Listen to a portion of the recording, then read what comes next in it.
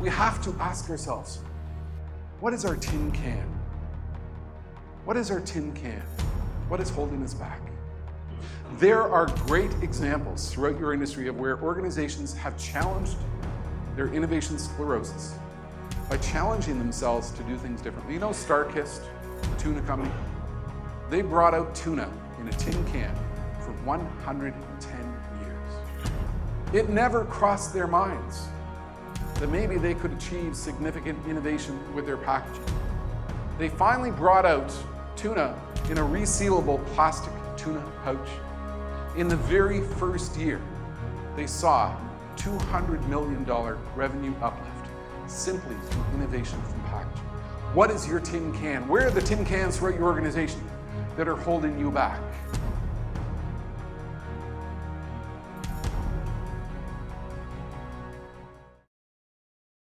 You know what I've realized with a lot of organizations? There are people who wake up in the morning and the very first thought that comes to their mind, what am I going to do today to kill great ideas? Seriously, this is what people do, because look at the excuses we make. Look at what we run into. You can't do that because we've always done it this way. The worst excuse we use in business today. We don't need to do it right now. Well, if we're not going to do it now, when are we going to do it?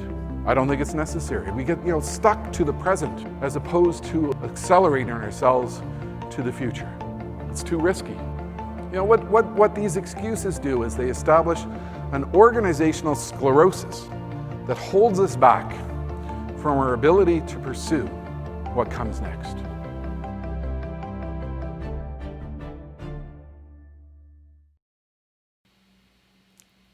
Futurist Jim Carroll from the home broadcast studio. Are you suffering from organizational sclerosis driven by the uncertainty of the pandemic? You're sitting around not wondering, what you should be doing next and how you should be innovating, but instead you're stuck because you are being driven by the indecision that has come with this new economic era. Look, I've seen this in previous economic downturns. I have studied relentlessly what it is that innovative organizations do to challenge themselves to get ahead in a period of economic uncertainty. And looking back, for example, in 2009, I was on stage with many organizations in Las Vegas talking about the innovation killers. These are the attitudes and phrases which hold us back from pursuing the future.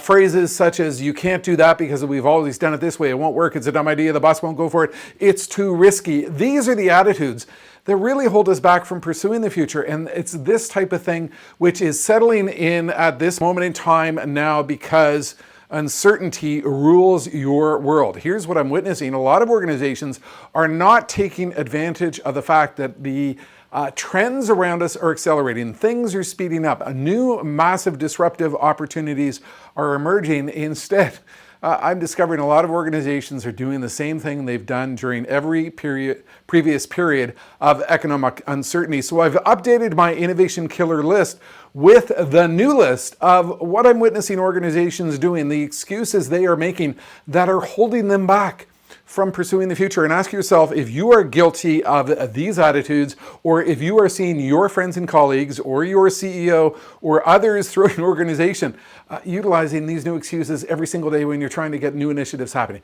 Think about this one. Number one, we will wait until this ends. It's not going to end anytime soon. We are stuck in this pandemic reality for quite some period of time to come. We don't think we're impacted. I'm seeing this one all over the place. Of course you're impacted. This is profound. This is a massive economic and disruptive upheaval that surrounds everyone. We're not quite certain what we should be doing. You need certainty, you need guidance, you need to understand how your world is changing and the trends that are impacting you if you are to have any hope of surviving and thriving through this thing. We're not prepared to invest right now. I've seen a lot of folks make this excuse. They're just going to wait until there's a little bit more clarity, a little bit more certainty around them. That's not going to come for quite some time. If you don't invest now, when are you going to invest? We're just going to take some small steps. We're not really comfortable with, doing anything aggressive. You missed the title of my book, Think Big, Start Small, Scale Fast.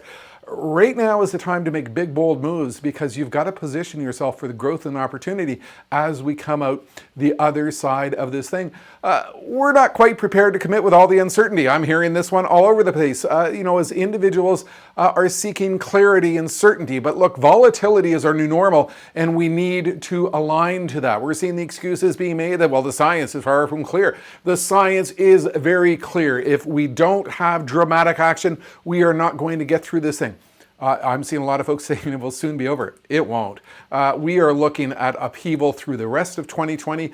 We are certainly looking at a lot of continued upheaval throughout 2021. There's really, no conclusion on when we're going to be out of this thing and everything's going to return to normal because there is no normal. I'm seeing a lot of folks make this excuse. It's impacting other people, but not me. This is global. This is massive. This is huge. The impact is profound and is being felt everywhere. I'm seeing folks making the excuse, well, it's way overblown. Well, if you subscribe to that type of thinking, 40 million people unemployed in North America, that's certainly not overblown. I'll just wait until things get back to normal. They won't. Everything has changed. This is systemic. This is fundamental. This is transformative. You've got to get out of that line of thinking. I'm seeing folks make the excuse, well, we'll just keep doing what we've done before. We'll use the same formulas. And you can't do that when everything has changed in such a fundamental way. We'll inspire ourselves with some sort of random, strong hashtag. This isn't about inspiration. This is about hard work. This is about putting in the effort. This is about working hard to reinvent yourself, your business model, your product line, your service line, whatever it is you do to deal with the new realities. I'm seeing a lot of excuses that we don't think it's going to take a lot of effort to get back to normal. This is bigger than you think. The scope of the change, which is underway, is massive. I'm seeing folks make the excuse that it's really not that bad. Well, it's bad. The change that is underway, the industry disruption, the industries that are being destroyed, the careers that have disappeared, the jobs that have disappeared, and the new businesses that are being born amidst all the rubble.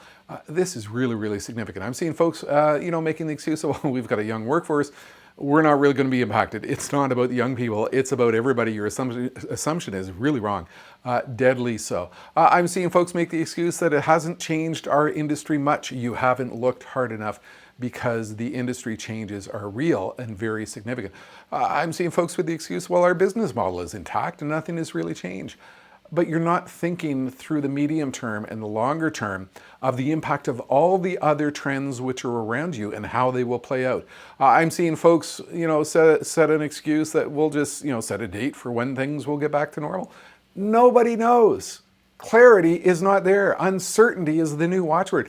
We have no real idea of when we are going to emerge from this new reality. And then I see this one, but the stock market is roaring, it's strong, it's up, everything's got to be good. The market is not the economy. The market is not your industry. And last but not least, I'm seeing folks saying, well, I'm tired of all this stuff. I've had enough. I just want it to go away. Well, the virus hasn't had enough. It has not yet run its course. And that's why we need to challenge ourselves on the thinking that we are doing and the attitudes that we are pursuing as we try to get to this new and dramatic future. I want you to go and visit a video clip on my site. It's from the Swiss Innovation Forum in 2006. I was on the stage in Zurich and I was talking about these innovation killer attitudes. The attitudes which really hold us back from pursuing the future. And I want you to go through that list of the innovation killers. I want you to visit my webpage, innovationkillers.jimcarroll.com. Go through that list and then go through the blog post, which I'm specifically posting with this video, which goes through this list of these new innovation killers, and ask yourselves, which ones am I suffering from? As I outline the trends that you need to think about as you go forward in the future. And if you're trying to inspire your organization to move forward, reach out, give me a call. Everything you've just seen has happened in my home broadcast studio in front of this green screen, my canvas of creativity. Visit virtual.jimcarroll.com and I'll give you a bit of a tour and leadership insight on what you need to do to align yourself to a world in which the future belongs to those who are fast. And that's a wrap.